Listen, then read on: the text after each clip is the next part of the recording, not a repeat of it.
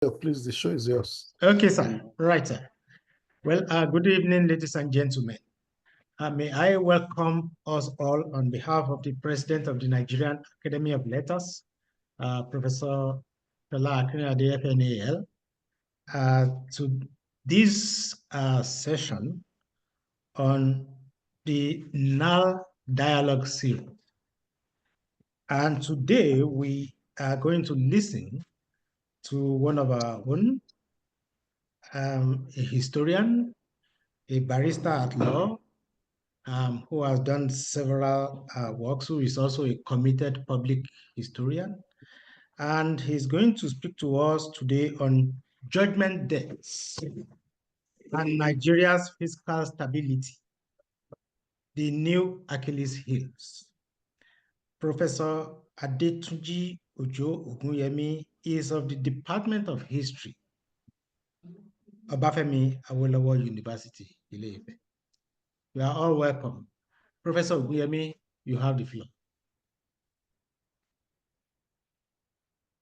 Unmute yourself, please.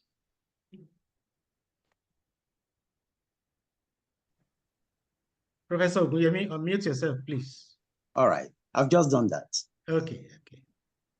Thank you so much, Prof, for this opportunity to speak on this platform and through this medium. I thank you so much for the invitation. Judgment debts. Judgment debts, what are they? These are debts that are by the reason of court judgments awarded against the government. They are judgment debts because they come directly from the pronouncements of courts and they are binding. Why are they binding on the government? It is because the laws of the Federation of Nigeria compel the government to obey all court judgments. And this is contained in section 287 of the Constitution of the Federal Republic, which is founded actually on section 6, subsection 6, paragraph B of the same law. Meaning that it will not be, the government cannot be held to complain that there is a judgment against it, no matter how seemingly adversarial anyone may come before the court to seek that judgment. So judgment debts are binding. Now, why this presentation? Why? The reason is that just about a year ago, the Ministry of Finance, Nigeria Ministry of Finance, and the Ministry of Justice decided to collaborate with the CBN on the problems that have bedeviled Nigeria as a result of judgment debts. And these problems have been traced to, one, fiscal insolvency, fiscal instability, and the problems that have confronted Nigeria as a result of inability to just get the necessary fiscal fluidity to amortize, to pay back all the judgment debts. So, what is the significance? How significant are judgment debts? I mean, what is it? I mean, if it is just that government is awarded certain funds or some funds are awarded against government in the area of, say, a breach of fundamental human rights by the police, for instance, and it is just about 2,000 naira, 2 million naira, or even 200 million naira, it may not be an issue. The reason is that that will be too small an amount that the government of Nigeria will consider it a reason to be rattled by. But today, even as of 2015, the history of budgets of judgment debts have become so fundamentally disturbing to the Ministry of Finance. In that year, 2015, specifically in April of that year, before the President of the Federal Republic, who had been just elected or sworn in, the estimates that the CBN brought to the fore was that Nigeria had a liability of 150 billion naira judgment debts. 150 billion. Now, within a space of 9 years, from that year 2015 up to now, the government now owes 1.1 billion American dollars as judgment debt, the equivalent of $1.6 trillion naira if we are to use 1,500 naira official exchange rate conversion. So it has become significant. And so significant that this is more than the total combined capital expenditure planned in this 2025 budget, for example, in the Ministry of Health, in the Ministry of Education, and in security. Total combined capital expenditure. More than that. So if we have a situation in which to pay back debts, judgment debts awarded from court, just court pronouncements, not that there were commercial transactions arising therefrom, and it is to the tune of 1.6 trillion, then a reason, a justification will be there for one to begin to investigate why. Now, the total liabilities today, I said, is 1.1 billion American dollars. And if we begin to compare that in terms of the significance to the budget of these three critical areas of development, education, health, and security, it will be about more than 120%. Now, in this presentation, I will be relying on 4 laws, and these laws are critical. The first is Section 66, sub B of the Constitution of the Federal Republic of Nigeria, and Section 287, as I said earlier, of the Constitution of the Federal Republic of Nigeria. I will also be relying on Sheriffs and Civil Processes Act, Cap 56, Laws of the Federation of Nigeria 2004. I'll be relying also on the Judgment Enforcement Rules as published by the Nigeria Supreme Court. Now, instances of which JDs, that is judgment debts, may be entered against Nigeria are 5.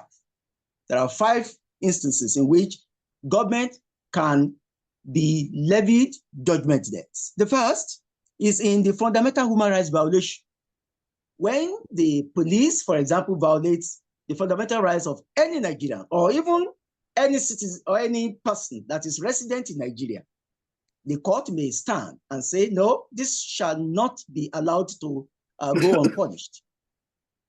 And then the court may punish accordingly the federal government of Nigeria.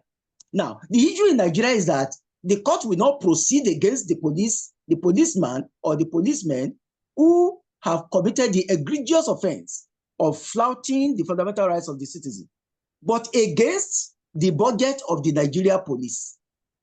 The judge will rule against the budget of the Nigeria police and not against the policeman or policemen who commit such egregious offenses. Now, government can also be levying judgment debts in compensation for compulsory acquisition of property, like the minister in charge of the FCT has just done, acquiring private properties that had been validly acquired since 1976 in Abuja. Now, the government has a duty to pay judgment debt, JDs, in respect of that. The third is wrongful deaths. If the police or the military, for example, cause wrongful deaths, the government is liable. The fourth, breach of either local or international commercial or contractual obligations. Judgment debt can be awarded by the International Chamber of Commerce or by high courts in those countries where those contracts are breached or where those international companies are registered, primarily in terms of their headquarters. And finally, neglect or refusal to pay commercial trade debts.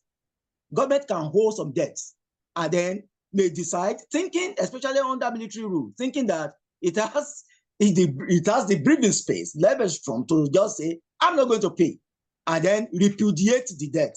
And the argument at times may be that government just don't have money. That is not acceptable under International Chamber of Commerce rules. So these are the 5 instances. Now, when government fails, refuses, and neglects to pay JDs, judgment debts, what should creditors do?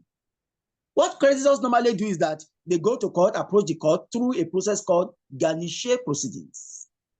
And they say, okay, court, this government or this representative of government or agency of government is not paying me my money, so please grant me a leave to attach this X amount of money to government income. And where is government income kept in Nigeria? It's kept by the CBN. So most garnish proceedings are against CBN that CBN should cost some X amount of money to be released to the judgment creditor.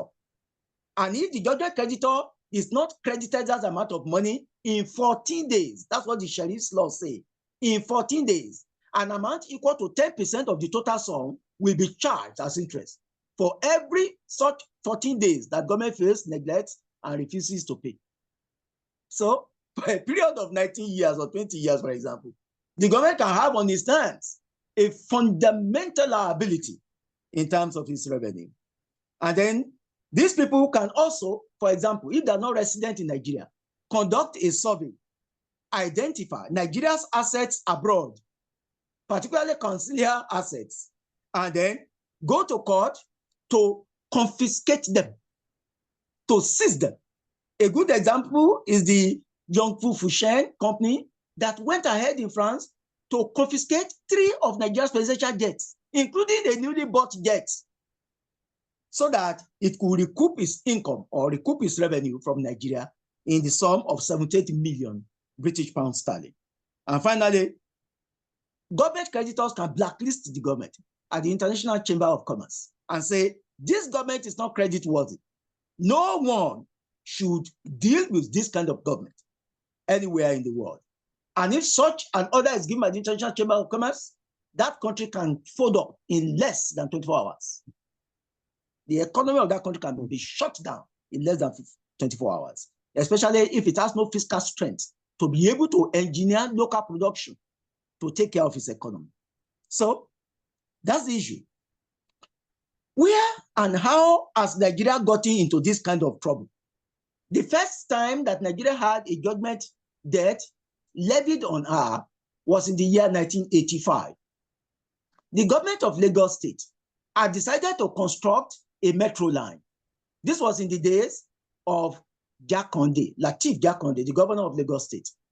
The government signed a contract in 1983 towards the middle of that year, June.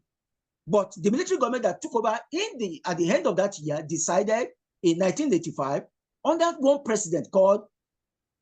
head of state called Muhammadu Buhari to cancel a contract that a subnational, not the federal government, signed with a foreign company to build a metro line. And what happened? The government had to pay the sum of 78 million American dollars in compensation to that company for canceling that contract. The total sum of that contract was 700 million Nigerian naira, the equivalent of about 1 billion American dollars as at that time. So up to today, the government of Lagos is still setting out some amount of money to amortize the 1985 cancellation of the metro line project. So it is a serious issue. So what has happened now since the year 1985 up to this time that has made judgment debts a critical problem for Nigerian fiscal stability? 3 things. The first is that judgment debt is no longer a tea party, and it has arisen in the area of consistent breach, first, of commercial debts owed by Nigeria, 2, of contracts being cancelled even by subnationals. A very good example is the case of very recently. And 3, environmental degradation. And when communities approach the court to say, the federal government has, through its agent NNPC, or through its partner, through what is called JVCC, joint venture catch calls of Shell or Mobil, degraded the environment such as the natural habitat of the ordinary Nigerian. A good example is in Baramatu, in Delta State, had been compromised.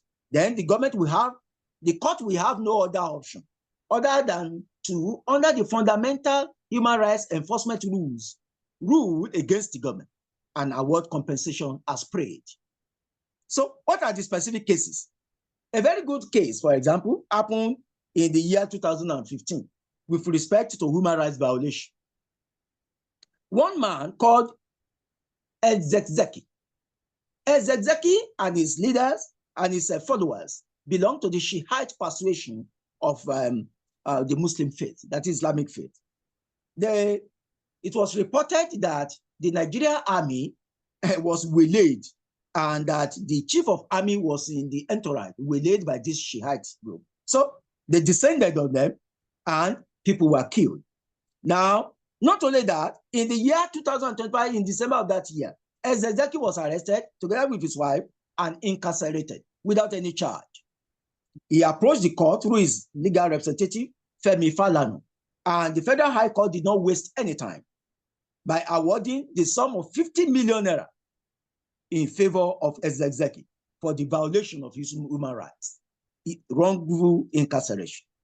Second, there was also human rights violation in respect of the bombardment of Baramati in Delta State, a neighboring community in Delta State, 2009. This community approached the Federal High Court, and the court did not waste any time in awarding to it an amount equal to 99.9 billion naira, an amount as at that time that was twice the budget of Delta State itself, was awarded to the Baramatu community. Now, this community did not just stop there. It went ahead to England before the slot ship Timothy Horroyd of the Queen's Bench Division to register this judgment against Nigeria in that court, so that perchance if Nigeria refused, neglected, and failed to pay this sum of 99.9 billion, then they could proceed against Nigeria assets in London or anywhere else for the purposes of garnish proceedings. That amount is yet to be paid. Now, there can also be wrongful deaths. Government can earn a liability through wrongful deaths. And when did it happen? It happened in Zaki Biam. Zaki Biam is a community in Benue State. They sued the government of the Federal Republic of Nigeria for killing their people in, I suspect, and this was the truth, by the court, it was established through a massacre. They used the word massacre. The Federal High Court did not waste any time by awarding a judgment debt of naira against the federal government to that community in 2007.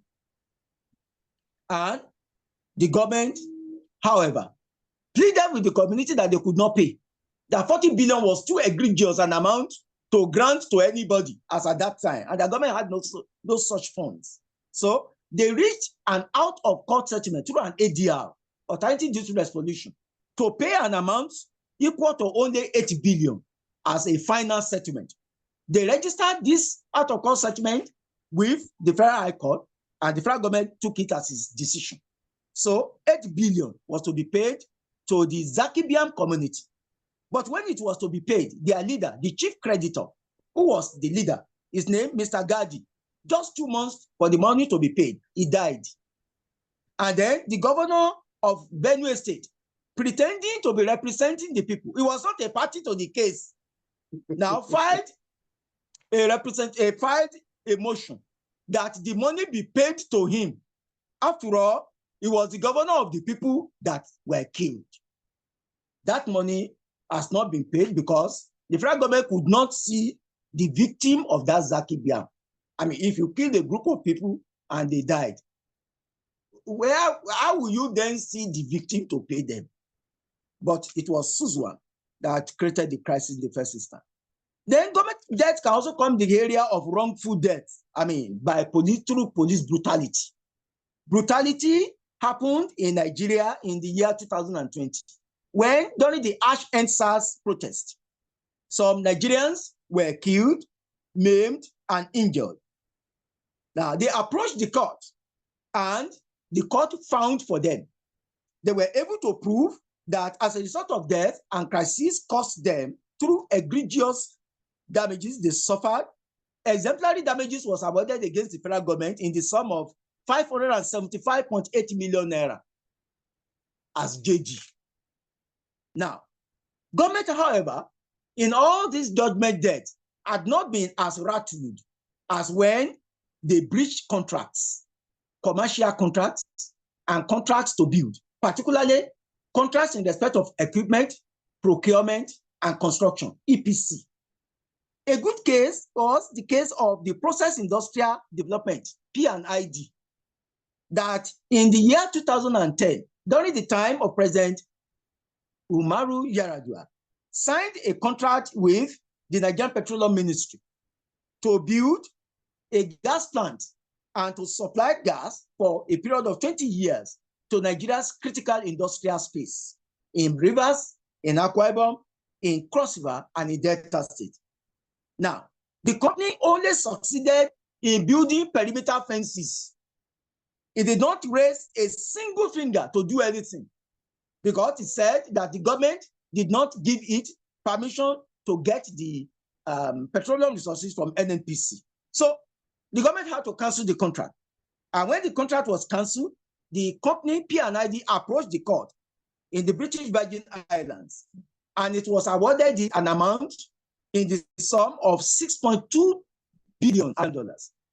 The total sum of that contract itself was 6.2 billion. And the government sum was 2 billion, but the company got awarded it 2.5 billion American dollars. Now, the amount increased steadily, but surely, up to the amount, up to 9.6 billion American dollars, because the government refused and neglected to pay this sum. And the argument of the government is that you have not built any plant, so we are not going to pay anything. So this government or this company approached another court, this time around in Switzerland, to confiscate 33 of Nigeria's assets that were in England as well as in France. And the court granted them relief. They say, go and confiscate it. Confiscate them. Take all of them. However, in the year 2023, government found his voice for the first time and was able to because he was able to put one evidence, and it's sufficient if it's just one evidence, that there was fraud in the processes of awarding this contract. And the P&ID had paid the sum equal to 20,000 American dollars to the lawyer that drafted the agreement, and that was an illegal. That was the evidence presented before the court, and the court was found for Nigeria and declared that P&ID was a fraudulent company. One, cancelled the arbitral award of 9.6 billion American dollars. Three, awarded 20 million American pounds, 20 million British pounds sterling as fine against P&ID to be paid to the Federal Republic of Nigeria. Now, finally, there's one company called Zongu Fushen in 2013, signed an agreement to build or to develop an industrial park for Ogun State in the year 2013. This company did not do any industrial park, but yes, claimed that at least it succeeded in signing a contract. And that contract, it approached a British court in New Jersey, and that court awarded this company, and that court awarded this company the sum equal to 57.8 million pounds as compensation. That amount has since increased to 74.5 million American dollars. Zongu Fushen did not build any industrial park, but nonetheless got this award. So what happened? In order to enforce it, it seized 3 of Nigeria's presidential jets. It was at the intervention of President Emmanuel Macron that one of the jets, a newly bought jet, refurbished anyway, was returned to Nigeria for the president to return. Now, all the breaches with respect to contractual agreements could not be more funny than the one with Eurafic Power Limited.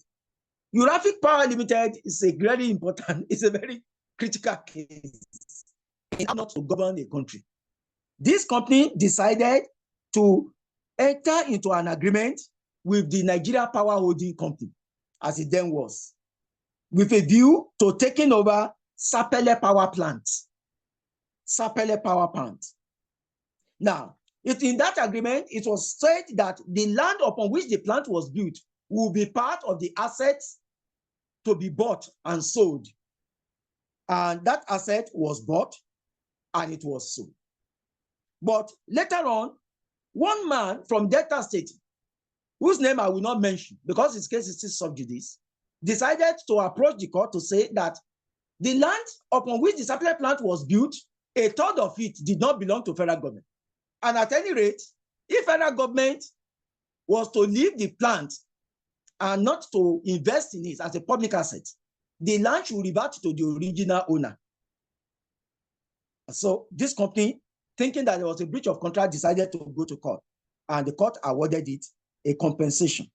In fact, it ordered Nigeria to pay this following amount: one, $2.51 million; two, 225,949 pounds; and three, 57.9 million naira.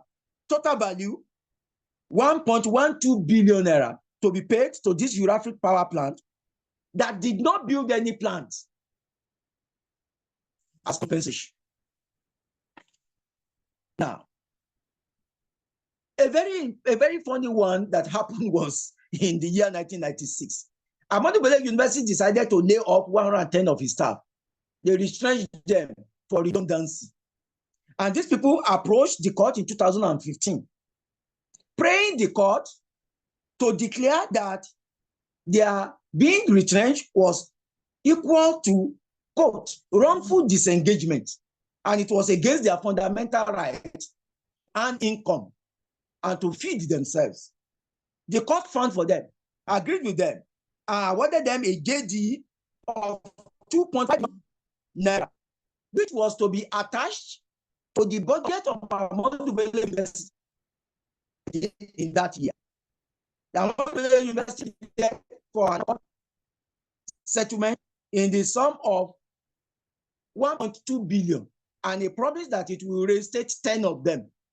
They refused, and they went back to court. Finally, in Akwa Ibom, there was a committee that claimed that its environment had been degraded and that it was caused by NNPC, an agent of Nigeria. The court found for it, and then sanctioned the Nigerian government together with Mobil Limited, sum equal to 81.5 billion naira.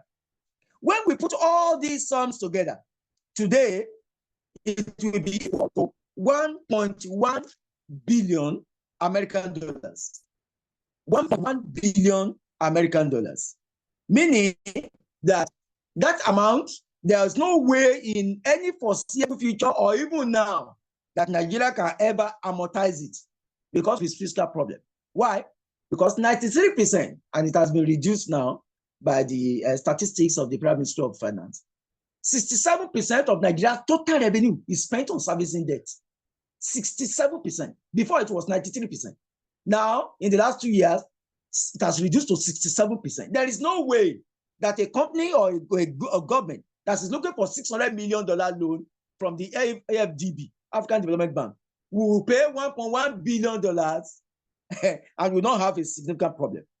But no Nigerian should leave the problem of JDs, government debts, without looking very critically at the most recent one. And because it is recent, I will deliberately not mention names. Now, it is called the Mambila Plateau electricity plant. This plant was to be built to supply electricity to Nigerians, particularly in the northeastern part of Nigeria. Mambila is in Taraba State. It was to supply the sum of 3,000 and 50,000 megawatts of electricity to the national grid. And the contract was valued at 6 billion American dollars to be built the period of 4 years. And to be based upon build, operate, and transfer. Build, operate, and transfer. That is, Nigeria was not going to put any money into it.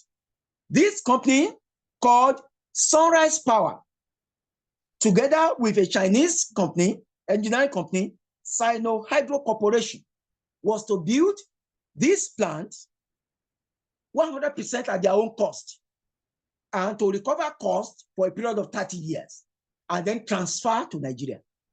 So Nigeria was not supposed to put any money on the ground for building this plant. Who was the minister in charge when this agreement was signed? Oluwagunloye, Dr. Oluwagunloye, a graduate of the University of Ibadan. Who was the president as at that time? President Olusegun Obasanjo. And the president today, I think just about a week ago, together with his President Buhari, had gone to France to give testimonies in respect of this contract. What happened to this contract? First, under the public service rules, no minister has any right to sign or commit Nigeria to any funds in excess of 25 million naira. But Dr. Olu Ogunyemi signed this contract in the sum of 6 billion American dollars without a single presidential assent or permission to so do. Not even a single Federal Executive Council paper to discuss or to which discussed or approved this project. But in any case, Dr. Ogunyemi explained that after all, Nigeria was going to bring any money. So why not? I mean, it was going to be an advantage to solve Nigeria's problem. Sunrise Power later on was discovered in the year 2023 as at the time it was signing this agreement with Nigeria to be a company whose total asset was only $2,000. Total asset of the company. A company owned, founded by a great Nigerian called Leno Adesanya. He's still alive. Signed this contract. But his total asset was only $2,000 as at that time. The company was registered only 2 months before the contract was signed, and that it was only a middleman company. It had no engineering experience. It had no technical know-how to do this. So the government decided that what it ought to do, and decided to do, of course, was to directly contact the Chinese company called Sino-Hydro Corporation to ensure that the company that has the technical know-how actually did the work. So Sunrise Power, that regarded itself as a counterpart of the Sino-Hydro Power, decided to sue the government for an amount in the sum of 2.5 billion American dollars. 2.5 billion American dollars. It approached the court for that. And the court found for it that amount, haven't done absolutely nothing. So when Buhari came to the fore and they saw the liability in the JD, they decided that the time had come to discuss with Sunrise Power as to how to settle out of court. They finally agreed to pay Sunrise an amount equal to $200 million, that it should allow that amount, the 2.5 billion arbitral award, to be compromised, and that the government will pay within 14 days.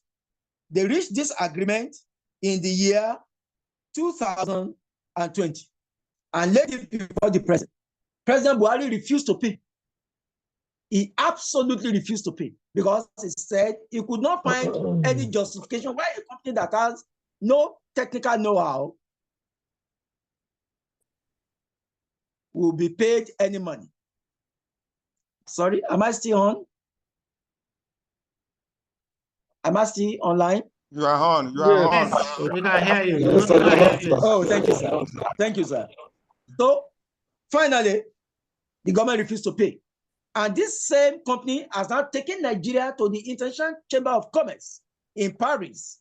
And that chamber has summoned Nigeria's president. They were summoned last month to come give testimonies. They have given their testimonies. And because it is still sub judice, I will not go further. However, the company is now claiming a new 400 million American dollars as a result of aggravated damages and emotional damage caused it by not paying the $200 million. The company is being represented in Paris by Femi Falana. So, what do we now therefore have? What problem had arisen that Nigeria should continue to pay these sums of money? It is in this order. One, it appears that if there is an elite consensus on racketeering, in other words, elite consensus on how to fleece the Federal Republic of Nigeria, there is no single person that have been involved in this kind of judgment debt, apart from the ones that involved breach of fundamental human rights, that is not an elite, not a member of the elite. However, the government has insisted, the government of the Federal Republic of Nigeria has insisted that there is no way it will pay money far in excess of work done. And that if work is not done, then no contractor deserves any income. Let me round off by saying, first of all, that it is not all judgment debts against Nigeria. There are some judgment debts that are in favor of Nigeria. A very good example is the Abacha loot. I use the word loot advisedly because that's the word the Federal Ministry of Finance and the Justice Ministry is using. They approached the court in 1999, Swiss bank court, a Swiss court, a court in Switzerland, to stop all income and account kept with it by the former head of state of Nigeria. The court found for Nigeria and said any amount equal to $1 billion American, any amount equal to $1 billion American or more should be returned to Nigeria. How? That amount should be paid to an international arbitral award and be remitted to the Federal Republic of Nigeria.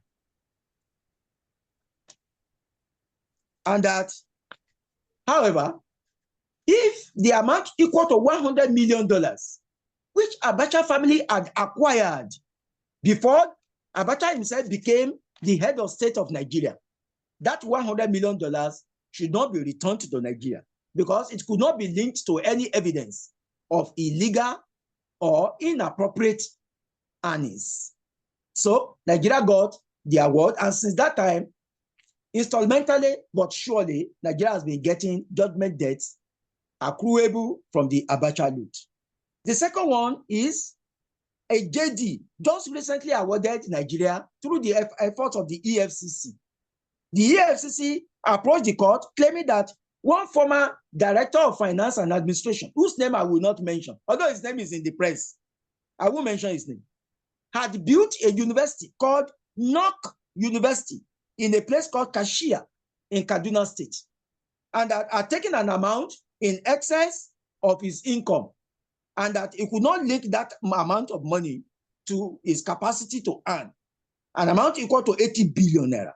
Government approached the court, and the court found for government and awarded the government the total sum found in the account of this former DFA, Director of Finance and Accounts, and then confiscated the NAL University, which only 2 days ago, the federal government took the federal government acquired all the total assets of that university and changed its name to the Federal University of Applied Sciences in Kaduna State. Bishop Hassan Kuka was in that gathering where the final forfeiture and acquisition was done and given to Nigeria. So how do I conclude? I conclude this way. One, that starting from 1985, when the Metroline project was cancelled by the head of state then, Muhammadu Buhari, up to today, when some contractors and consultants are laying claim to the income of 36 states government as a result of the Paris Club over deduction. They are laying claim. They said that money belonged to them because they helped the states to calculate the amount due them, and they discovered through their own technical accounting skill that they were over deducted. And that over deduction, they were entitled to 20% of the amount that they helped the state to discover. Now, the former governor of Ekiti State, Kayode Fayemi, and chairman of the Governors Forum refused that amount is 480 million that the contractors and consultants are claiming.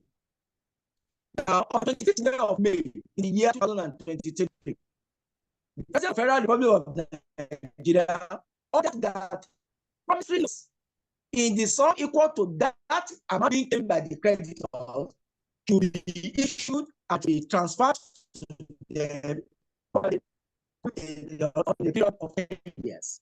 And the contractors or consultants that are being sold today are national security.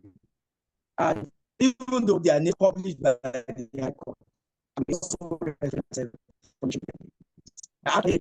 part of they are members of the Nigeria's creme, the cream of the society, and 418 million American dollars will be paid to them only because they claim that they are consultants.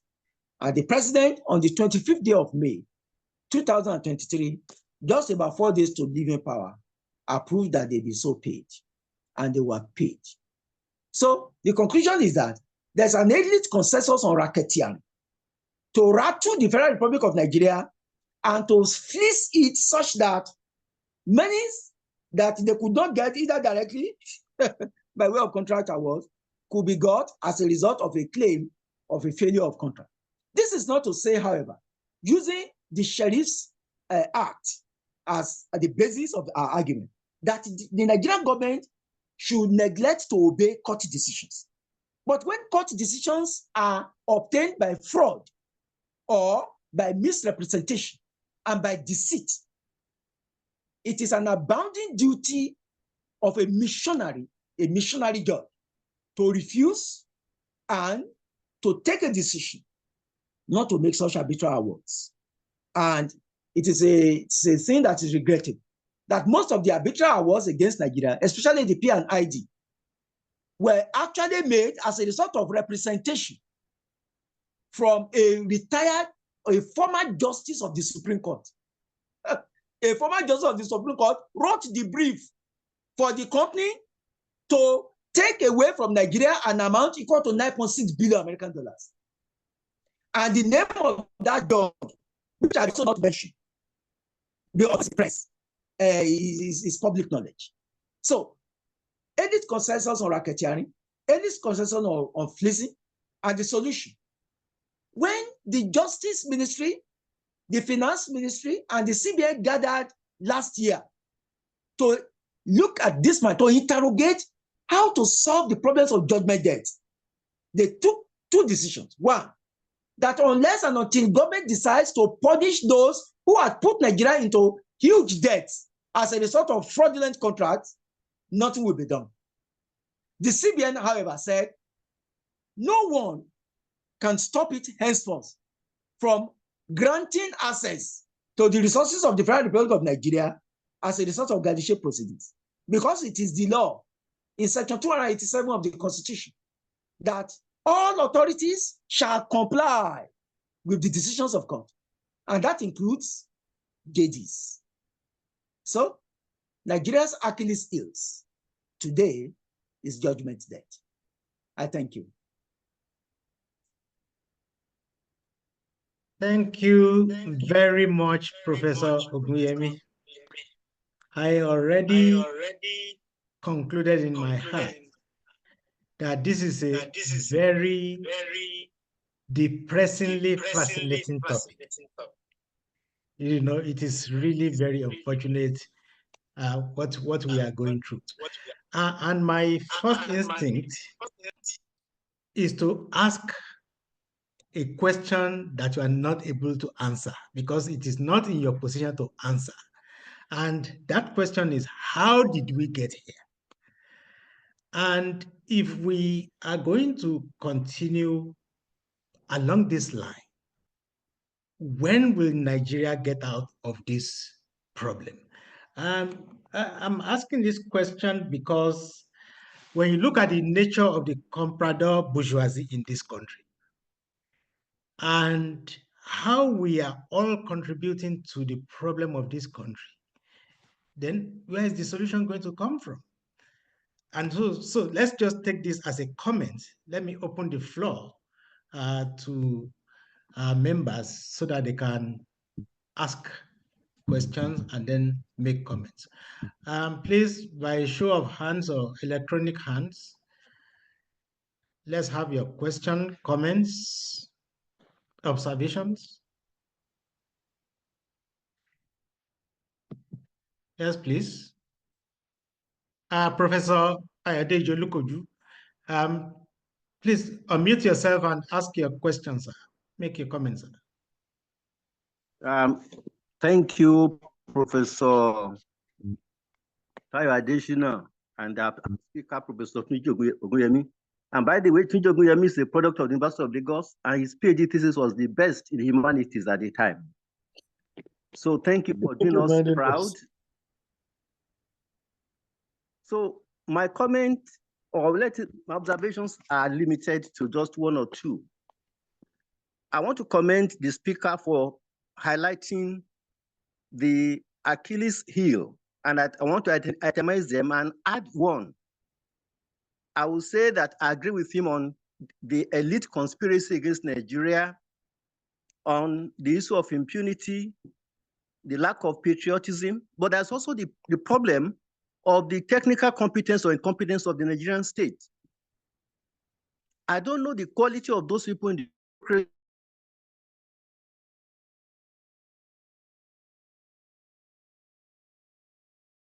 particularly those who advise Japan on bureaucracy.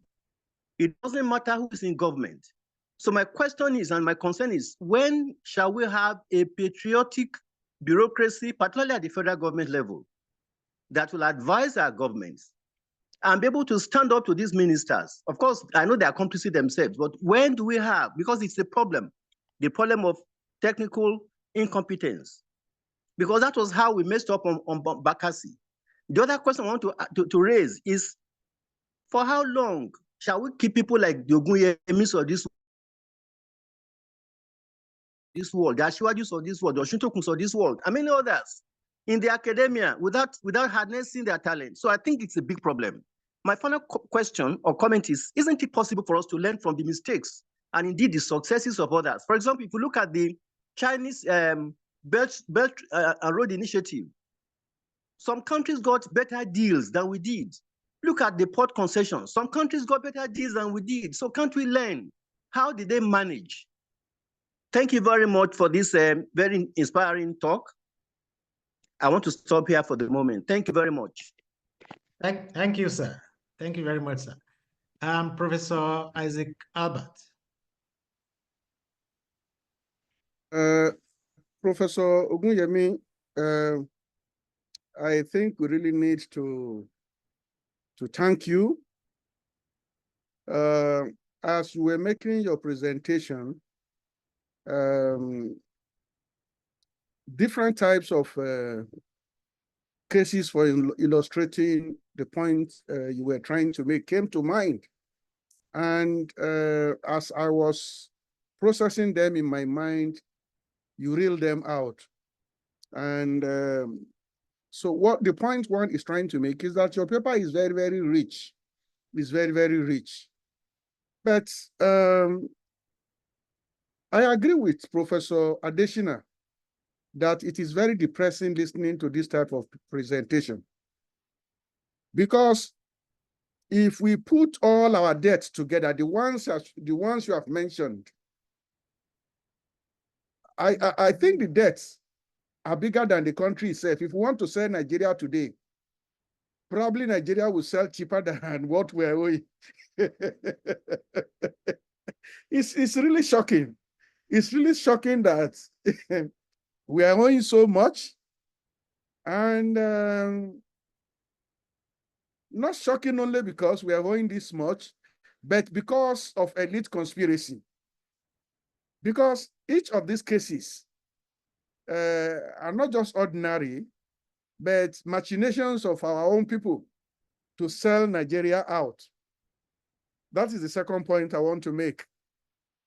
The third point I want to make is in support of Professor Olukoju's argument as to, if we historians know so much, why is the government planning to teach us how to make soap and candles? So in other words, we know so much, but our country is not really willing to use us. And to me, I think that is another, it's really a sad commentary. It's really worrisome that we know so much, because I don't actually see any Nigerian lawyer actually coming up with all the examples, the arguments that Professor Ogunyemi advanced this evening. So I thank you, Professor Ogunyemi, and I want to thank you, Professor Adeshina, because you invested heavily on this seminar series. And I think the seminar series is itself becoming a revolution.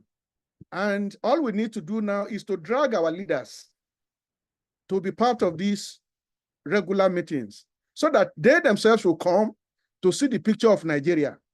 They will come to join us to see not just only what they have done to the country, but the capacity of Nigerians to also solve Nigeria's problems. Thank you so much. Thank you very much, sir. We look forward to this paper as well as others being published under your leadership and under the leadership of Professor Akinade.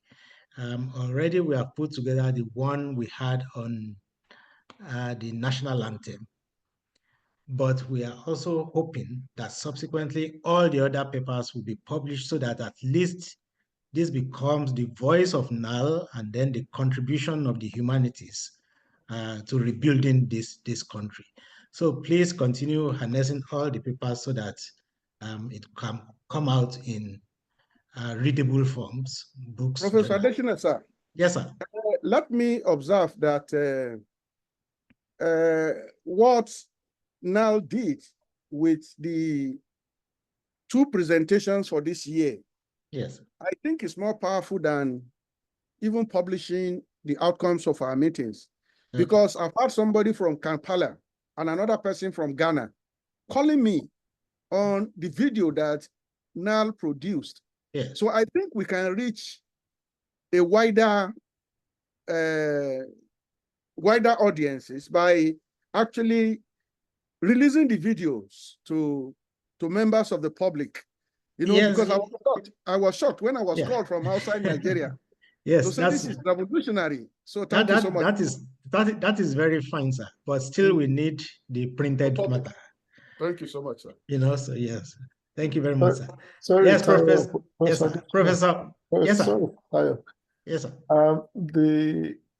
I mean, we've decided that all the proceedings will be placed on YouTube within minutes of completion. Yes, sir. But from next week, we shall also be streaming it live. Okay, good. Sir. So it was supposed to be done today, but we had a 24-hour gap before we can go live. Okay, sir. Tayo probably will have received a note on his. So many of them. On your, what do you call it? So, because I was trying to get it to go live today. Okay, sir. I mean, we have to wait till tomorrow before we can go live. Okay, so by the next meeting, we shall be going live. In addition to having it, what do you call it, published on YouTube immediately. So, hopefully the process will continue after we have left. So, thank you, sir. Thanks, Tayo. Yes, sir. Thank you very much, sir. Yes, sir. Albert. Okay. Professor Akinye, unmute yourself, sir. Thank you, Mr. Moderator. Yes, sir. Let me associate myself with the encomium that has been deservedly given to the presenter. It's very educative and incisive. Having said that, I have one major comment, and that's the issue of failure of governance. I take the case of Dr. Agunloye, who, as lawyer will say, acted ultra vires beyond his legal power to commit the federal government, and yet there was no sanction, no reprimand of whatsoever. It's this same lawyer who say you cannot be something or nothing. If a minister did not have the power to make the commitment he did, the government is not bound to honor it, and the company that transacted with him has transacted with an incompetent authority. And so you have no claim whatsoever against the federal government. I'm surprised that government has not explored this angle to say that you transacted with somebody who did not have the legal capacity to commit the government and to sign the contract he did. I think we'll be going a long way if governance can buckle up and sit up to its responsibility and call its functionaries, erring functionaries like Oluwagunloye to order. This will be repudiating or terminating and or even cutting at the very root the issue of judgment debts. Once it is established that the debts were improperly incurred in the first instance by an incompetent authority, I think this is an angle we should also look at. Thank you.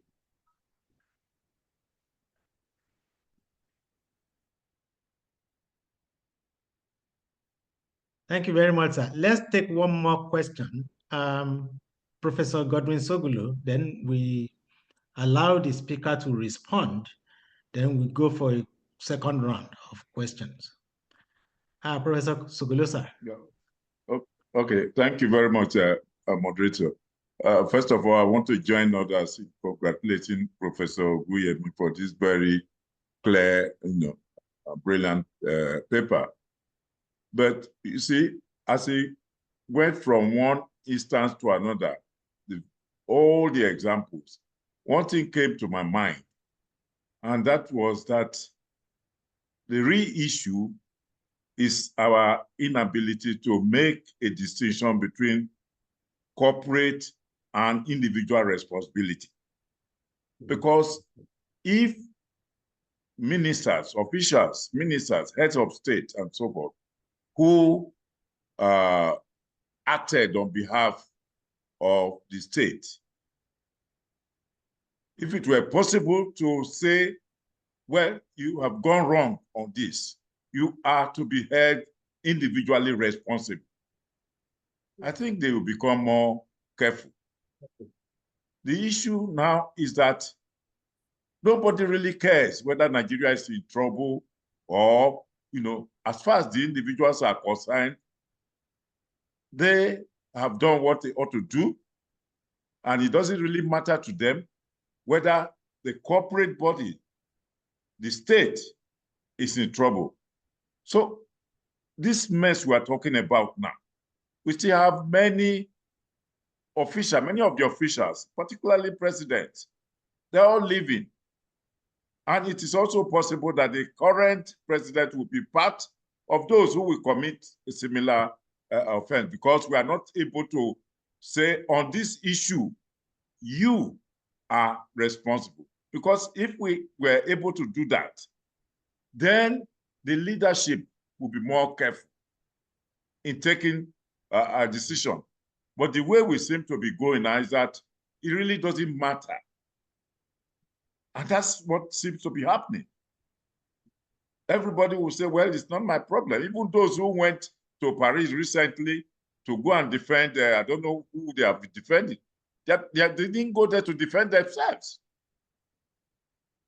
They are claiming to have gone there to defend Nigeria.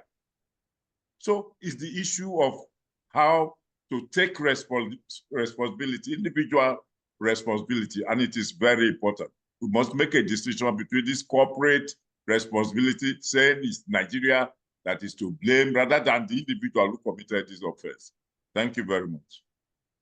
Thank you very much, sir. Professor Ogunyemi, please respond to the questions, then we go for a second round. Thank you, sir. Thank you, sir. I appreciate you, sir. Yeah. You can hear me now, sir? Yeah, yes, we can hear you. Good. Yes. 2 minutes, I'll be done. Now, thanks, sir, Professor Soglo, because of this particular issue. It's actually when I was trying to put some theories together to explain this phenomenon, I discovered that this theory of social responsibility is there. But within the Nigerian presidential system, if a minister commits an egregious offense against the country, namely committing Nigeria to an amount of money far in excess of its capacity, or buying money without presidential approval, or even deliberately stealing, the presidential system says they are only personally responsible to the president. Full stop. There's no collective responsibility.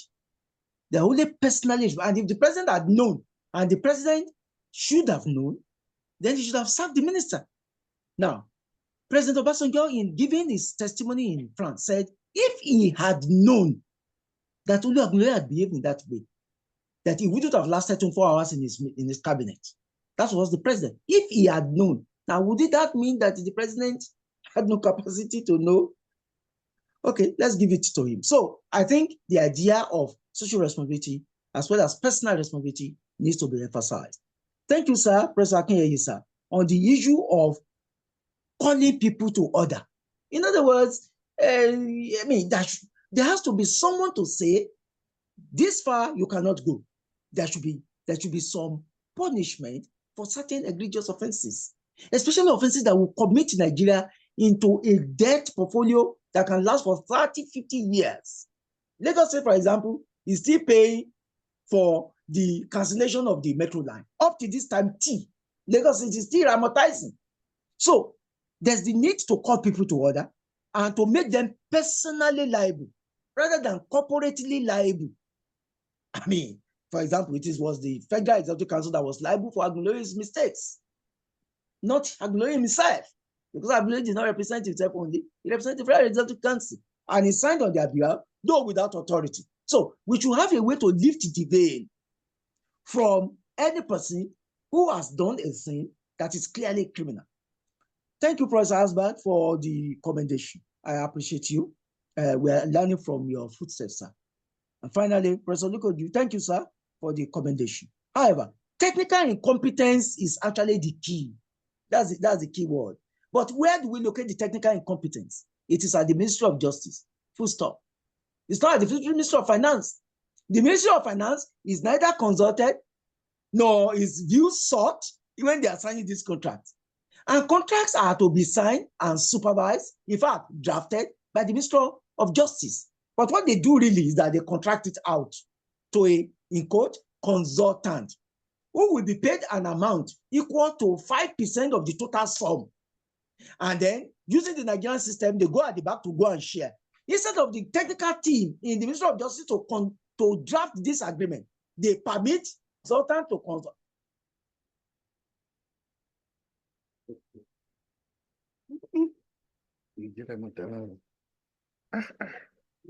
Yeah, I'm sure it's a network issue from Professor Ogunyemi.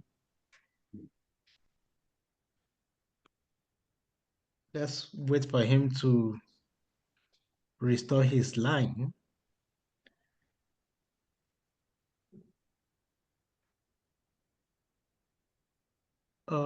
Professor Albert, can you reach out to him? Yes. Ogunyemi shouldn't have left Lagos. You can see the reason now.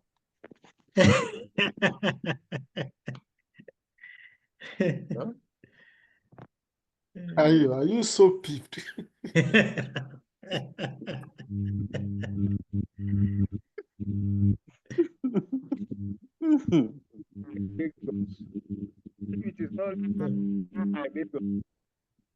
It's a Lagos conspiracy to silence for now? To silence the voice of Ife. Moderator, why don't we continue? Why don't we continue to get him back? Okay, sir. Well, yes, sir. If you have a comment to make, He's back. He's back on the line. Okay. Yeah, I can see his.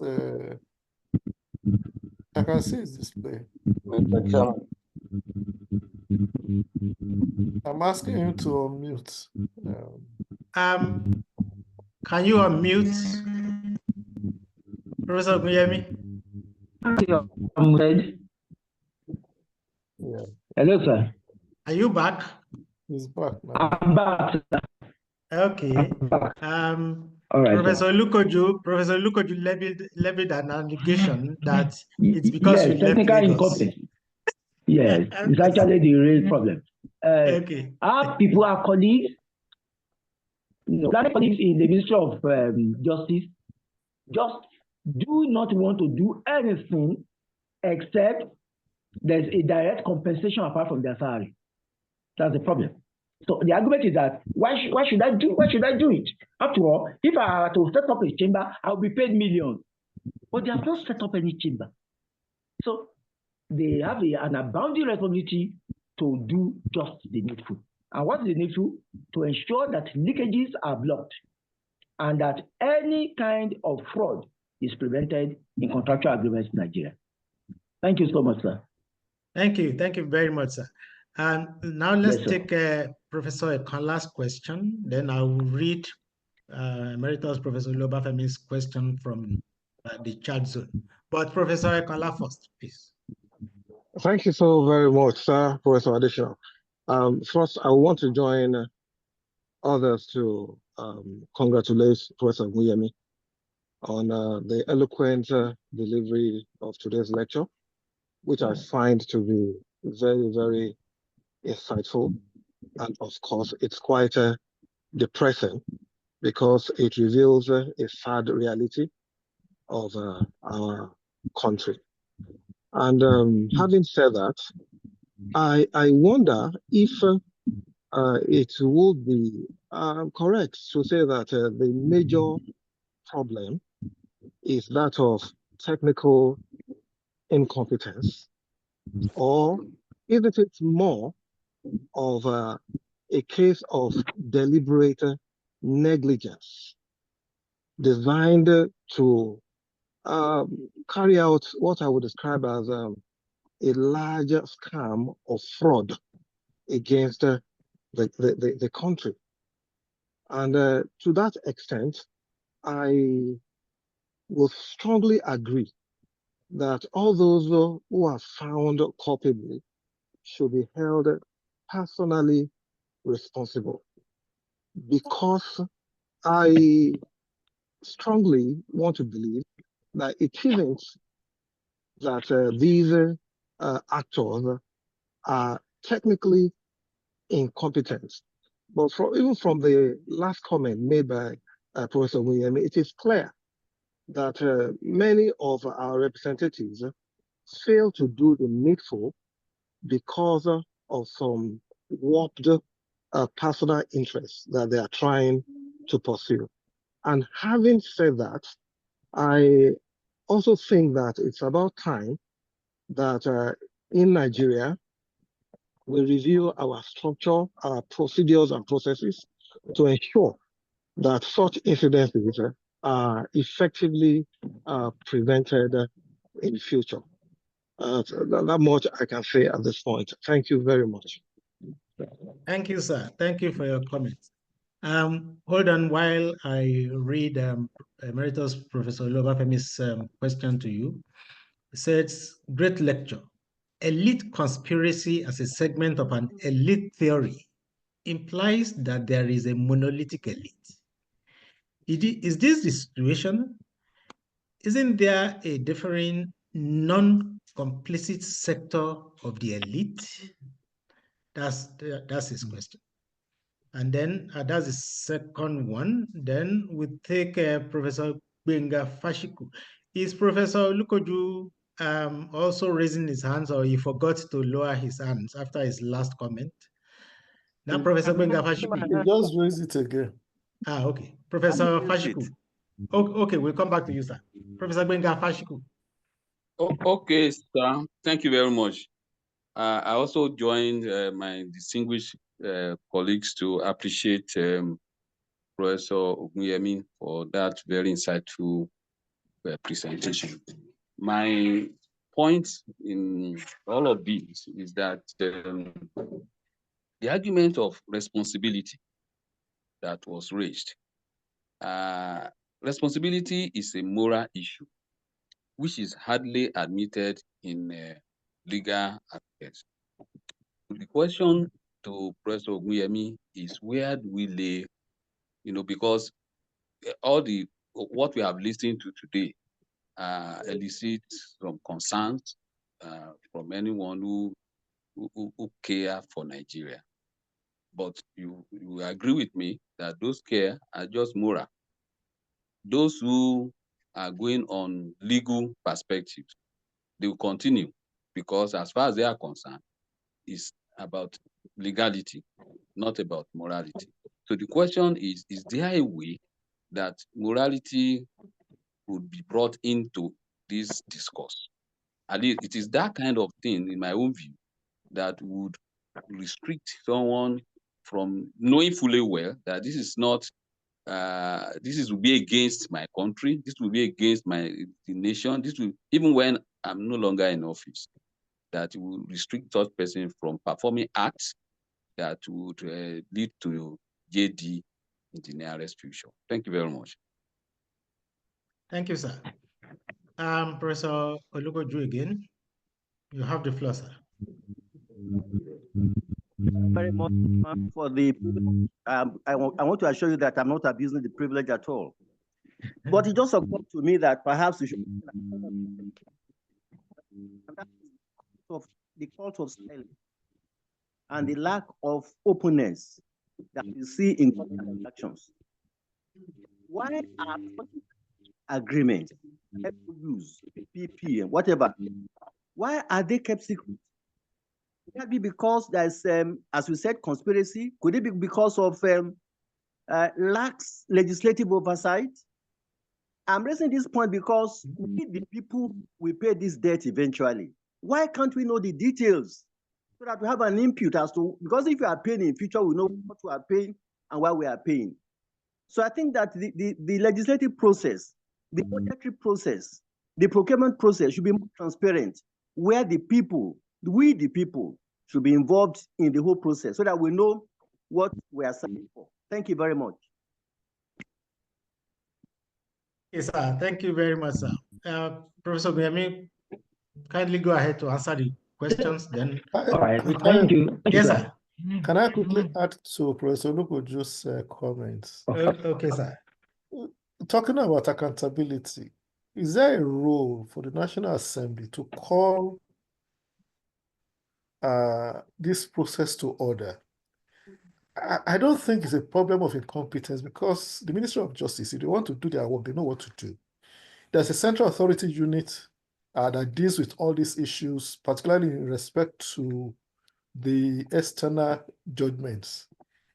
What role do we have for the Ministry of Justice, particularly a central authority unit, that's supposed to advise the government, and as well as the National Assembly, which is supposed to call the executive to order some of these issues? Is there a role for them? Because we cannot continue like this.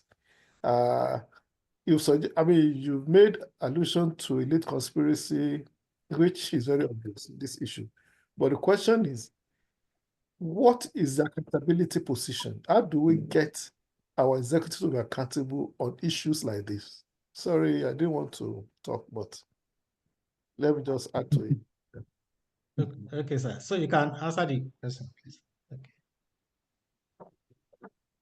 Can I proceed, yes, sir? Go ahead, please. Yes. Oh, thank you, sir. How I wish that, because I'm straining to hear, maybe something can be done by the technical to make me hear properly. Anyway, thank you, sir. Professor Kennedy, sir, you can't be more correct in the issue, in the area of getting the executive to actually do what is proper. But the problem is, and I'm going to take that intervention together with that of Professor Olukoju, it's actually because there is no elite consensus on whether we want Nigeria and the kind of Nigeria we want. There's no such consensus. People behave at the Federal Minister of Finance and the Federal Minister of Justice as if Nigeria were a conquered territory for them. So they treat Nigeria as if it were a foreign country that should be seized, that should be buffeted on all sides. Elite have not agreed really. It's as if everybody wants to score a point against the country to prove that, yes, we don't want this country. That's how I see it. That's how I see it. Because otherwise, why would officials, and these are not just ordinary people, we are not talking of a director in the ministry, and that is not to put down any director in the ministry as if you were not an important person. We are talking of ministers. We are talking of a former justice of the Supreme Court. We are talking of a former justice of Nigeria, Alpha Begori, wrote a brief against his own fatherland for that. So the elite have not agreed really. In fact, I wanted to read out the name of those people that are claiming from the governors, that they are holding them. from the Paris Club reform. And a list of them is here from all kinds of cases. For example, Ned Nwoko, federal government it claims that the federal government is owing $142 million as a result of consultancy that he did for the governors who were overcharged. There's one company called Oji Nwafo Orizu Company. Another one, Riok Nigeria Limited. Another one, Ted Izeoyi Nigeria Limited. There's also one company called, very surprising, it's very surprising name, Panic Alert Security System. It claims that Nigeria is going in 47 million. I don't know whether it was for panicking, but they put all this together and it was equal to $480 million. $480 million can turn around my beautiful ancient city of Ife into a modern city. And it is to be paid, and it has been paid by promissory note, signed and executed 25th May in the year 2023. So the issue really is like, one, why would people refuse, neglect, and fail to defend the interests of the state or government in arbitrary cases? For example, the case of P&ID, the government failed through the Ministry of Justice to even enter a defense in any way whatsoever. The Ministry of Justice officials neglected to even raise a single finger to say, no, P&ID, we are not owing you this amount. The officers that were supposed to go defend the case, they just slept off. They just decided not to go. And when we did some interview with investigation, we discovered that they say, why would government pay such an amount of money to private lawyers? I mean, Okutepa, Falano, etc. And they, who are not less qualified, or are only paid salary. So if Nigeria wants to get his cases defended, by all means, let them pay economic rate, and then they will defend Nigeria. To the extent that some will even give the minute of meeting held in their ministries and give it to those people that are making adversarial claims against Nigeria. They give it to the enemy, so to speak. I say, this was what we decided in our ministry. This is the next step. So go and counteract this step. That was exactly what in fact, Malami said, every officer that made Nigeria to go through such a very painful process of proving that he did not hold P&ID 9.6 billion shall be punished. Until he left office, nobody was apprehended. Nobody was punished. Nobody was even queried. And I should know this because I'm very close to the Ministry of Justice. So I think it is this absence of any consensus of whether they actually want Nigeria. It's like if Nigeria is their Nigeria. The way some people talk against Nigeria, particularly in some areas where bunkering is seen as a national asset, as a national job. In that area, they talk of Nigeria as if it were, in fact, they talk of Nigeria as in past tenses. The military forces of Nigeria came to our town to do this, to do that. And these military forces, some of them are killed in the process. But when the issue of compensation is to be paid, the military men who come down, none of them will be paid. Not even one will be paid. And the argument of some people is that after all, they were part of the bunkering process anyway. So I think the summation of it is what the issue raised by Professor Soglo as well as Professor Lukoju in the area of sanctions in Nigeria is like, if you want to sanction anybody, they say, oh, you want to sanction my people. Oh, you want to catch my teeth when you have not caught your own teeth. That's the problem. It becomes political. So there appears no elite consensus, but there is consensus on racketeering. They agree when they are doing racketeering. So finally, lawyers also to have some honor. After all, in Section 23 of the Constitution of the Republic of Nigeria, it is a duty to be patriotic. It's part of our national ethic. We have a national ethic to be patriotic. It's clearly written in Section 23 of the Constitution. So it's not a thing that a person can therefore be hard to complain that he could not defend Nigeria and Nigeria's interest because after all, Nigeria has not paid him his salary last month. I mean, that's not how to do it. So I just pray that the country be better governed. Okay, thank you very much, sir. But you haven't answered Professor Obafemi. Isn't there a different non-complicit sector of the elite?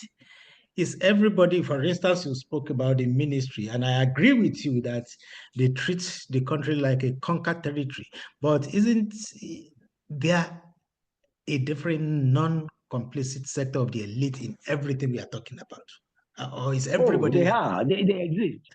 Those sectors, I mean, we have a clan of very patriotic elite in Nigeria, but that clan is depleting and it is utterly very small.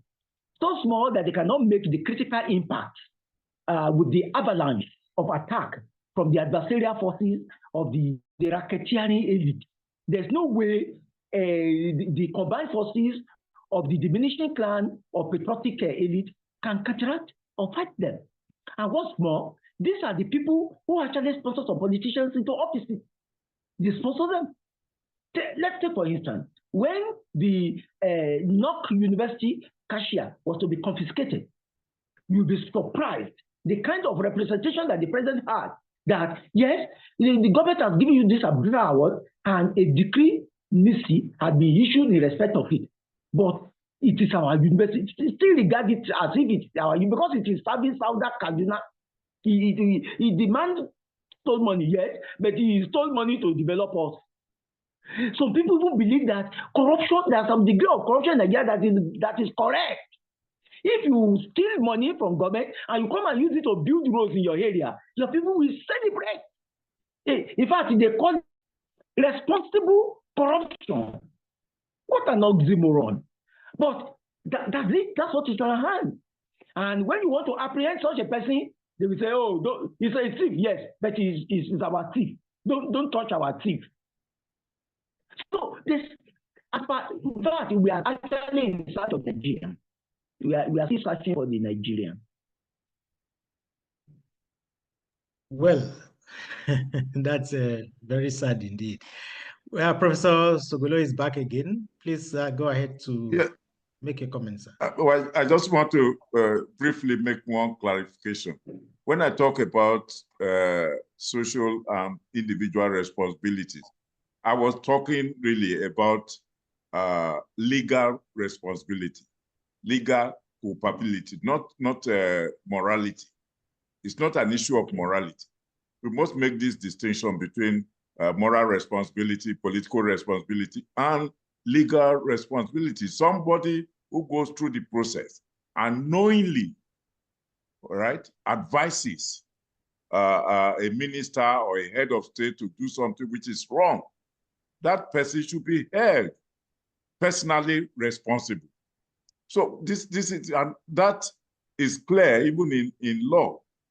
And if the lawyers who participate in the process, all right, during an award of a contract and so forth, know that at a point they will be held responsible, all right, they will be more careful. This is the point I was making. So it's legal culpability, not moral.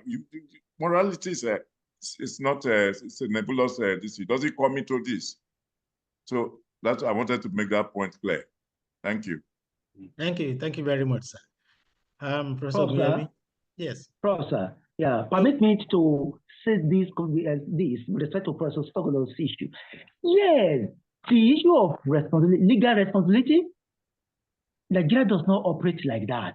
If a minister, for example, commits the government to a thing that is not good enough, that minister has acted as an agent of the government.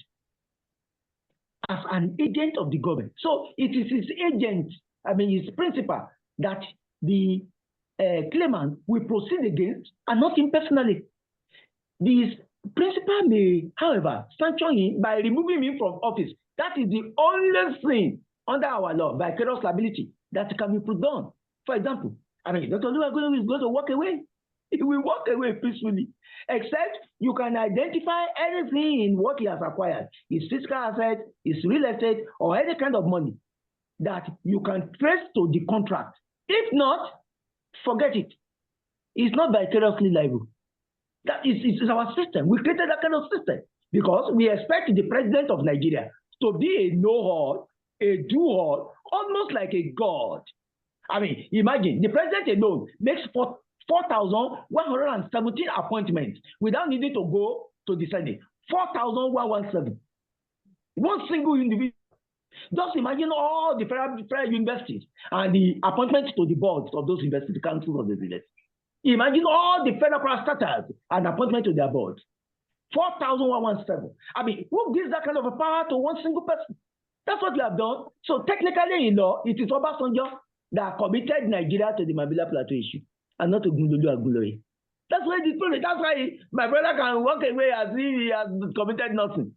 So until and unless we review our legal system with respect to responsibility, who does what, at what time, and in any case, we are not using a parliamentary system where if a minister makes a mistake that is so fundamentally erroneous, the whole of the cabinet can be sacked.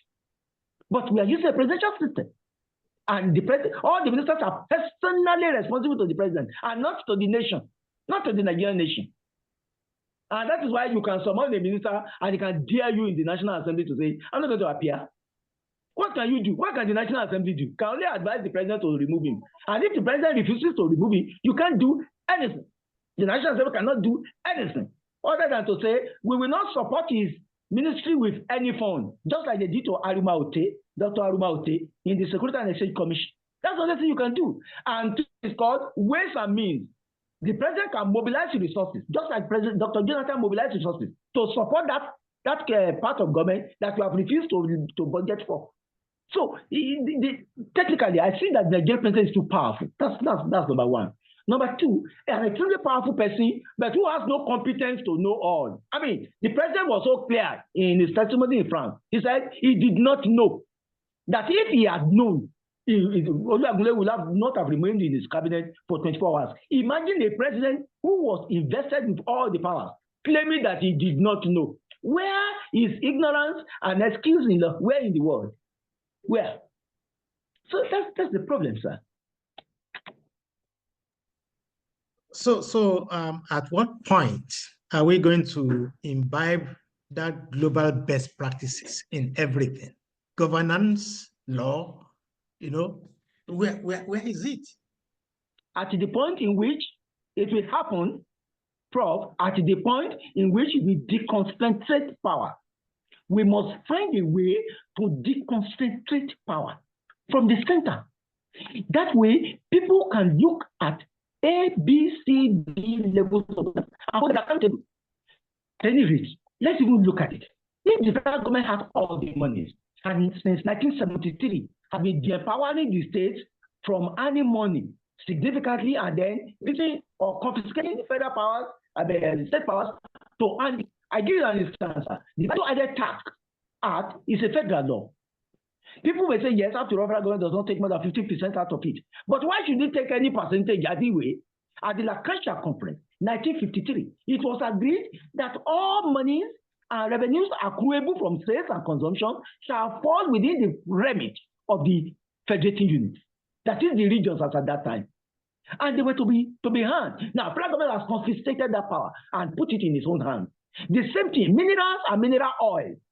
President or head of state, that one, confiscated it from the regions and invested in the federal government. So the federal government is over-moneyed.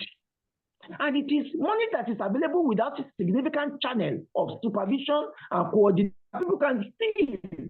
You don't see what is not available. So, and this concentration was done, essentially done military rule. I mean, look at the act. It's a military act. Look at the government act. Yeah. Look at the look at even the personal contract. I mean, the principle under the personal contract that pay your tax where you live, not where you work. So those that are in, for example, in Asheshe, Christian Church of God, who work in Lagos, they pay their taxes to Ogun State. So if you pay your tax where you live and not where you work, and that's the principle of personal income tax in Nigeria, why should it be in the hands of the federal government to make such a law? I mean, is it not to be, does that not mean it's a local tax? Federal government says, oh, to avoid the multiple taxation. Have we stopped multiple taxation now? Have we? So I think Nigeria, we need to rethink the fabrics of the Nigerian nation. The fiscal and the monetary system of Nigeria need to be rethought so that when we retool it, we can then make certain fundamental decisions that will ensure that if a person errs, is sanctioned to the degree of his erroneous act and not to the reverse. Today, if a minister errs, who do you sanction? You can only sanction the president. And I tell you, only very few Nigerians can confront the president of the Federal Republic. He has all the power to frustrate you. All the powers. That's where the problem is. Thank you, sir. Professor Albert, then Professor Afejugu. Professor Albert again. Yes, you are raising your hand. Yes, sir. Okay. The question asked by Professor Obafemi, I think is really very critical. Even in the classroom, when we teach elite theory and we talk about elite consensus and so on, students ask questions to say, but Sir Professor Albert, you are a member of this class that you are criticizing. We are not criticizing the elite class, but we, first and foremost, we recognize the fact that you have different types of elites. But I think the most dangerous is what we call the ruling elite, or you call political elite, because they control the levers of the society. They control the purse, they control the coercive instruments of the state, and therefore they do and undo. But in addition to the ruling elite or the political elite, you also have the economic elite. You have the military elite. You have the bureaucratic elite. But I think what our leaders have succeeded in doing is to build a strong elite class that consists of these power holders. What we are discussing here, the military know about it. Our military leaders are part of the system. Our judges are part of the system. Politicians, whether you belong to any party, you are part of the system. So it's like the elite consensus that we have, and which is different from the elite consensus that Professor Ogunyemi is calling for, is an elite class that has decided to capture the Nigerian state. Yes, we have the concept of elite state capture. So the Nigerian society is captured. You are either inside or you are outside. And I think when people in the Ministry of Justice are saying, okay, pay us as you are paying these outsiders, they are also looking for, they are asking to be recruited into the elite class that is holding this country by the jugular. So that is what they are saying. Now, those of us in the, outside this system, those that are technically referred to as educated elite or intellectual elite, that's who we are. We are conscious of what Professor Ogunyemi is saying. Read the works of Professor Obafemi. Is actually making your type of presentation, complaining every day. When you read his work, poems and so on, these people are complaining every day. They are conscious of what we're discussing here. Read the work of Professor Niyo Shudari. He's constantly complaining. And in fact, one of the works of one of their recent works was talking about George. I mean, you George, where do I, where do I place to keep your bribe, and so on. So, my lord, sir, whether directly or indirectly, we are conscious of what Professor Ogunyemi is talking about. But to me, I think it is dimension, because he has placed all the problems on the table.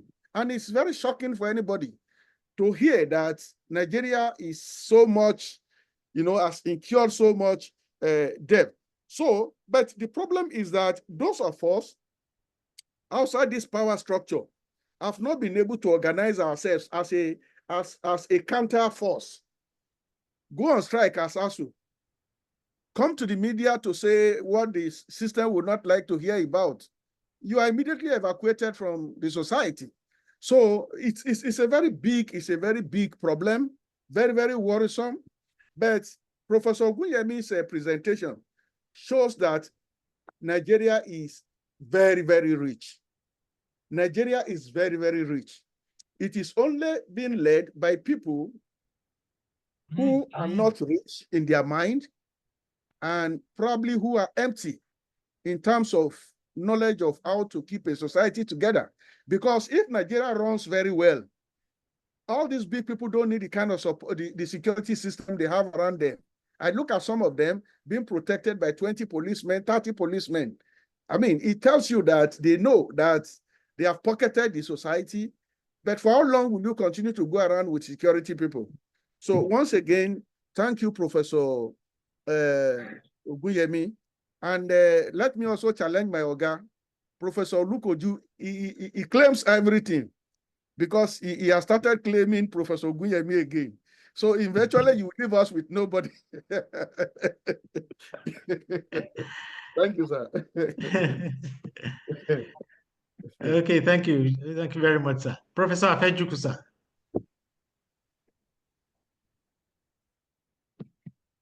Professor Afejuku is no longer around. It's still online, actually. It's unmuted now. Oh, okay. You You have the floor, sir. are you hearing me? Yes, sir. Yes, Yeah. sir. I don't like to repeat what others have said, but let me say thank you to our lecturer. I think Professor Ogunyemi, I guess, I can't get the name very right. After listening to what he said and to what everybody has been saying, or to what everybody has said, I've been burning inside me. I've been weeping and also bleeding, so to say. There's no solution from what everybody has said. There's no solution. We know what the problems are. What? We don't seem to have what? A solution. Or we don't have the courage to recommend something. We've talked about the elites. Go to the villages. Many of them there are worse than what the elites are doing. So what I'm saying, should we keep talking and talking and talking that we've been doing? Should I be crying and weeping and weeping? I think we should have the courage to recommend something. Even then, I don't know whether that's going to work. When I talk of courage, can we go the way of the Chinese? Can we do that? But then that will take us to other issues. Elites. People belong to different things. They belong to different societies. I don't want to go more than that. What do we do to give us the Nigeria of our dream? That's my, the way I'm thinking. I've been thinking. I'm burning. Do we have the courage to do that, what we must do? The academics. Now, so I'm just feeling bad, feeling very bad. Hello? Hello? Hello, sir. We can hear you, sir.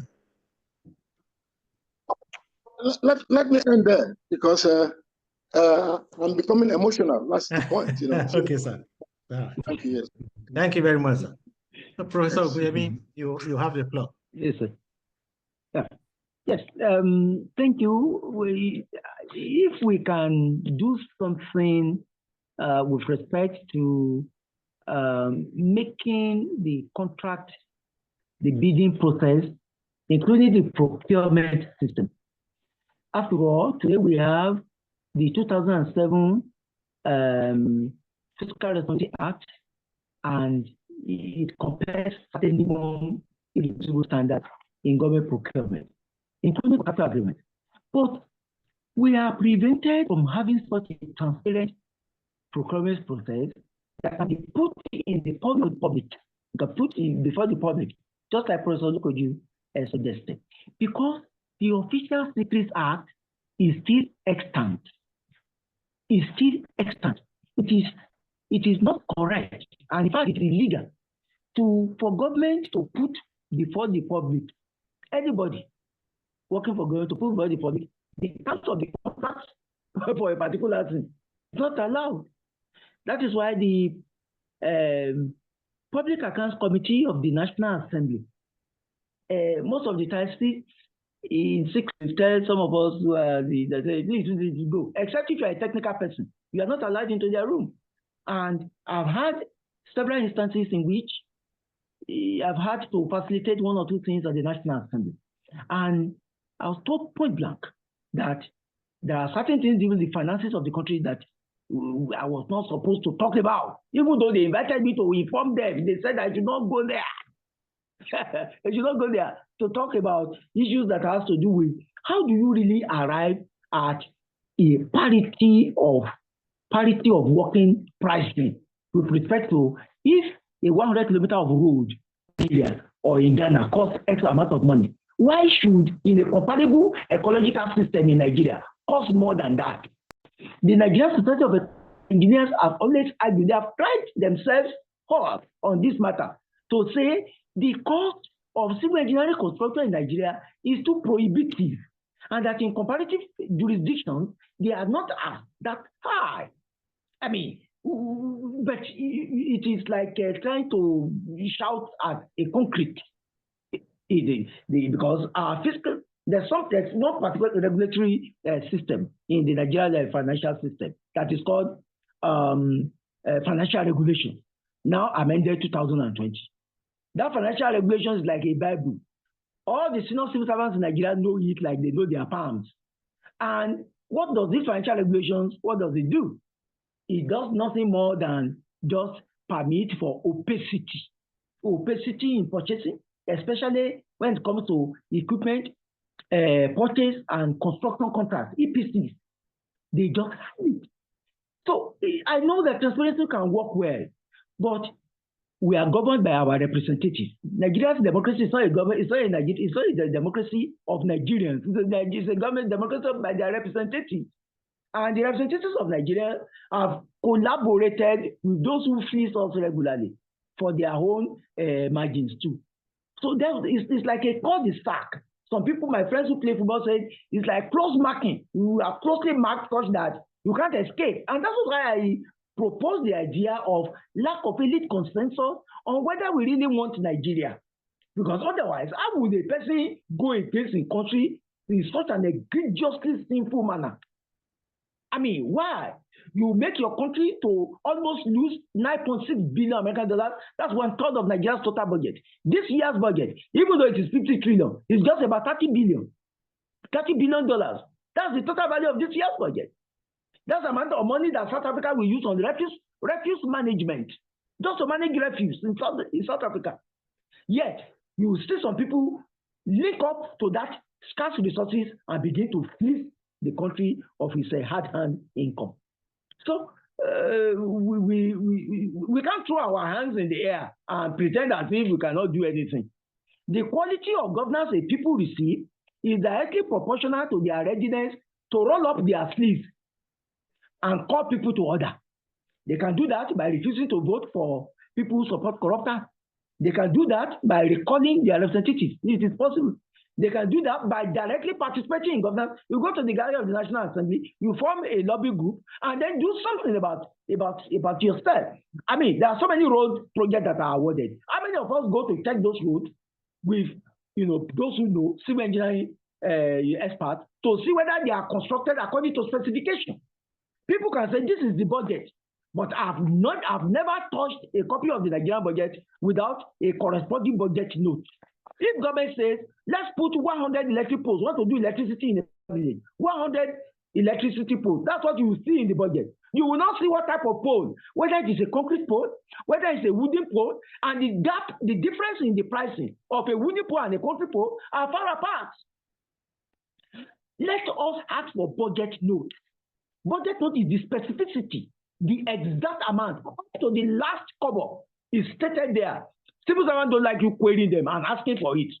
And at times when I go to the Ministry of Budget and Planning, I do not mean that at times I will assist them. They will not want me to see it. They say you don't use academics, especially if an academic. They don't want to see you. They say you are always saying you do zogu protestation here. You know, that's the problem.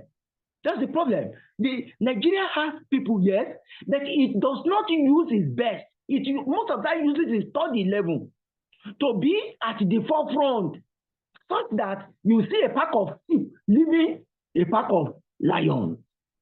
I mean, it's regrettable. We can do something gradually, though incrementally. Well, thank you very much, sir. Professor Olukoju is proposing a solution. And before I read out what he has said, I will also ask what is happening in the university system itself. Because what Professor Olukoju is trying to say is involve academics in policy formulation, build capacity in the bureaucracy, make all contracts open, harnessing freedom of information, emulate Global South best practices in procurement and MOU matters, enforce sanctions, couple power with responsibility, power devolution, and elite consensus. And if you propose this from the university system, then we ask you, what precisely is happening within the university system itself? So how do we solve this problem? Is Professor Olukoju's proposal right?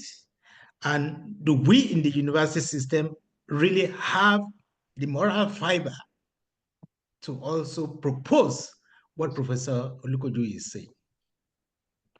It is a very apt question, totally apt, as to what's even happening in the ivory tower. Yes. Okay, but which ivory tower are we talking about? Is it the ivory tower that the governing council is selected and is composed of essentially politicians?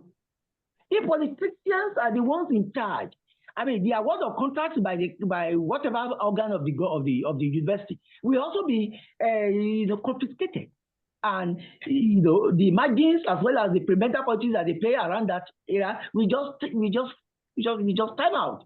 The truth of the matter is that universities are taking over too, and it's even better, far better in federal universities. If you check out what happens in state universities, you lament to no end, because no state university administrator, no matter how strong morally or legally they say, cannot.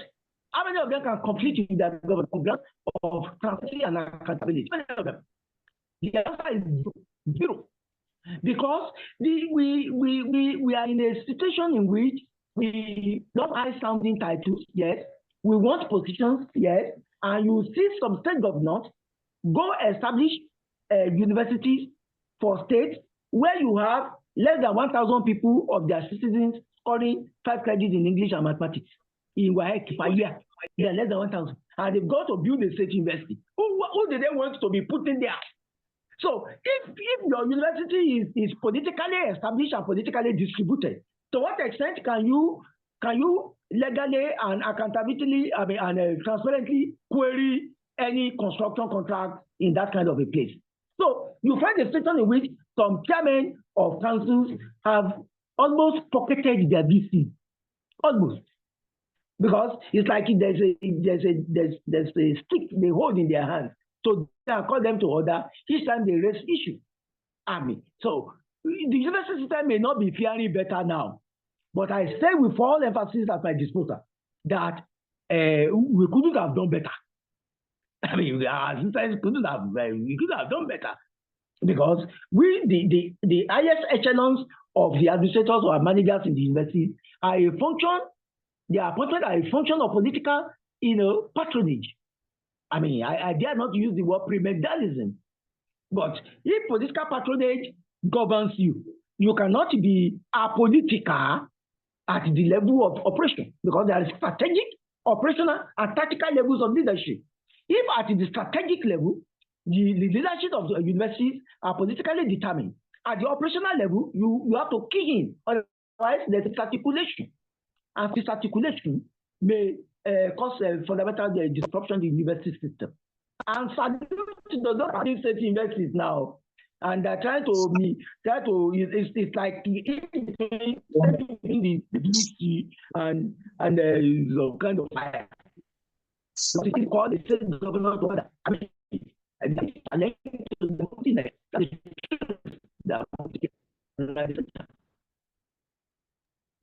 Wow. Well, thank you very much. Gradually, we are winding down. I think at this juncture, before I hand over to the president and to the coordinator of the seminars, I dare say that one should not commend a professor for doing well. Yet, I must do so. You have done very well. A professor doing well by a professor is not a virtue, it is a duty. And so based on that, I must commend you for this wonderful presentation. It's been very wonderful.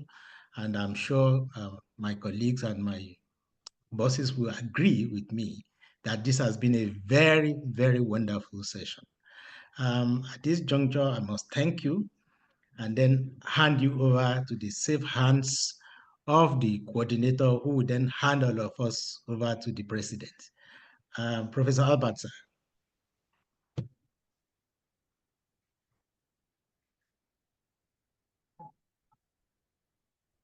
Professor Albert. Yes. Can you hear me? Yes, we can hear you. Yes, Professor Ogunyemi and Professor Adesina, we thank you so much for serving us this great meal. And I think for weeks, for months, and for years, we'll continue to reflect on all that you have presented to us. Let me go straight away to my president to conclude today's meeting. Professor Akini Adesa. Thank you, Professor Albert. Thank you, Professor Adesina. Both of you have helped us to appreciate Professor Adetunji Ojo Ogunyemi. And like Professor Adesina said, we don't have to commend somebody who is supposed to be good for doing good. It's like what the late Professor Akintoye was being told that this man, he comes to office on time, he doesn't steal money. He's supposed to steal money in your country. Are they supposed to come late to work? Why are you commending him for doing what is right? But we are commending him for doing what is right, Professor Gwen, because we have so many of us who don't do what is right. So we appreciate you. To you, be part of our engagements in future. We all agree that we've had a rewarding evening. The arguments continue, really. But the issue of accountability is still very important. We cannot run away from the fact that if we're going to run our country well, some people must be held accountable for the failures of the society. The society doesn't just fail on its own. It is the product of negligence or culpability or deliberate acts of certain players on the stage. So no apologies, sir, Professor Ogunyemi, for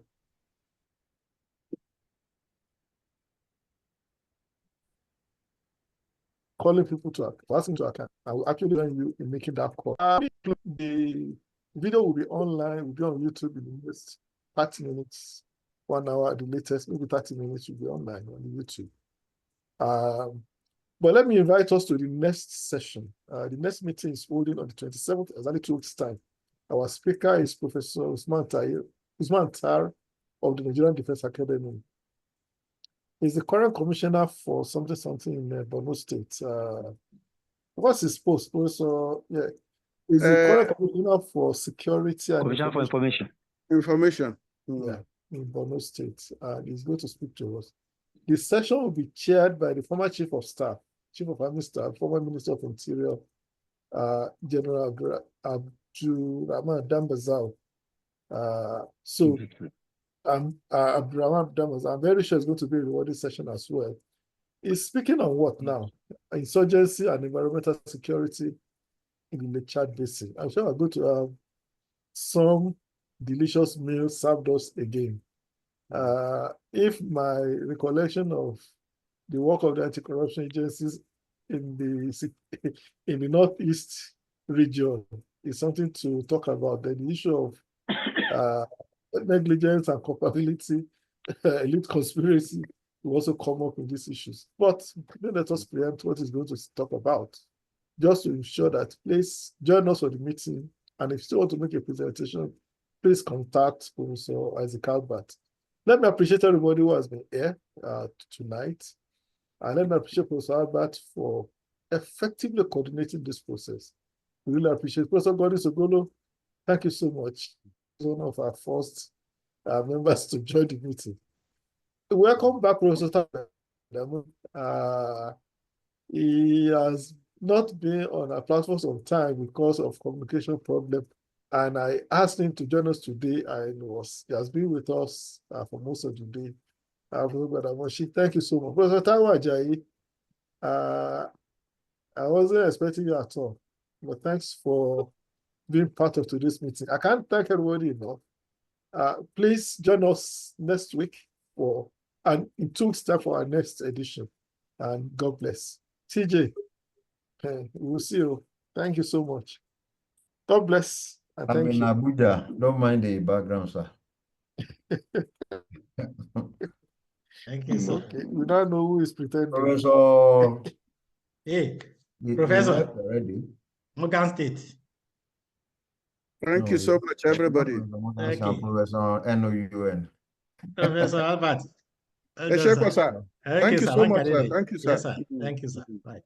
Professor Adesina, I'm actually searching for those things that you asked about. Okay, sir. But I will share some that are not really depth. Okay. What have you, just to give you an idea. Okay, sir. Thank you, sir. All right, sir. Welcome to Abuja. You may contribute to my Ministry of Royalty if you buy 1 or 2 of those books. Okay, that's fine. I mean, you are a global professor in this thing now. Abi? Okay. Spend the pound sterling. Okay, no problem. All right, sir. I'm searching and I will get back to you. Okay, all right, sir. All right, sir. Thank you. See ya. Bye. Professor Sogolo, good evening, sir.